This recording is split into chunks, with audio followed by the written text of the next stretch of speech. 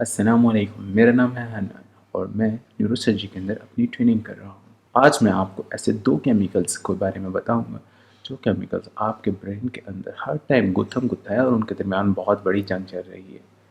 तो होता यूँ है कि हमारे ब्रेन के अंदर 2 तरह के केमिकल्स एट वॉर हैं विद ईच अदर। दोनों तरफ फ़ौजें हैं। आप इमेजिन करें कि बहुत बड़ा मैदान सा सजा हुआ है।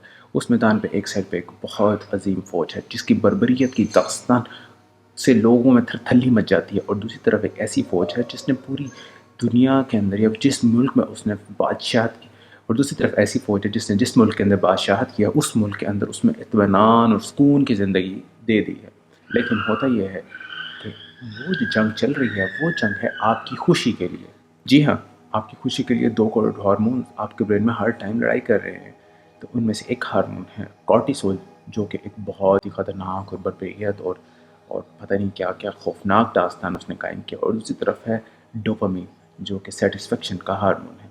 अब दोनों जर्नल्स के दरमियान लड़ाई हो रही होती है, लेकिन होता यह है कि आपका ब्रेन जो है वो टिल्टेड है टुवर्ड्स दैट डोपामाइन। आपका ब्रेन है टिल्टेड टुवर्ड्स दैट नेगेटिविटी, जिस हम हार्मोन को कहते हैं कॉर्टिसोल।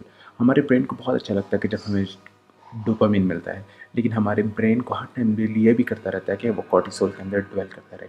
तो कॉर्टिसोल एक ऐसा हार्मोन है, वो तब हमारी बॉडी के अंदर ज़्यादा होता है जब हमें कोई फियर हो, कोई एंजाइटी हो, कोई डर हो, कोई परेशानी हो, किसी से कोई लड़ाई हो, कोई नाचाकी हो, हम कोई बुरे थॉट सोच रहे हो, तो हमारी बॉडी के अंदर एक स्ट्रेस हार्मोन जो कॉर्टिसोल है बेसिकली वो रिलीज़ होता है। और दूसरी तरफ है हमारा हार्मोन जो हम डोपामीन। डोपामीन हमारी अपनी ज़िंदगी में कैसे इंक्रीज़ कर सकते हैं?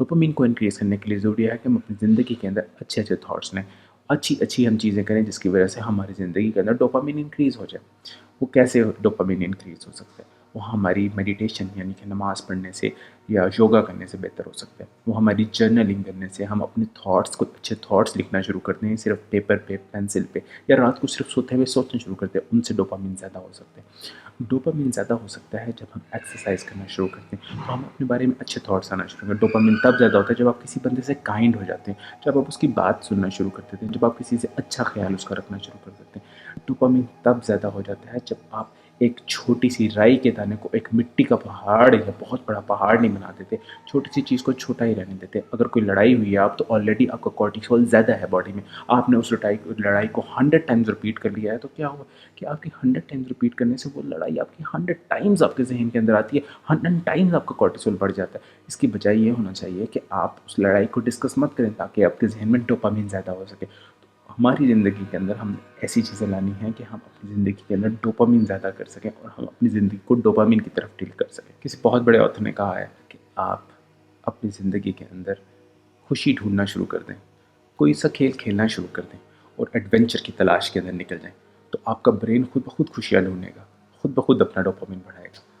तो इसी मैसेज के साथ अपना बहुत सारा ख्याल रखिएगा, मुझे दुआ में याद रखिएगा। अल्लाह हाफ़िज़।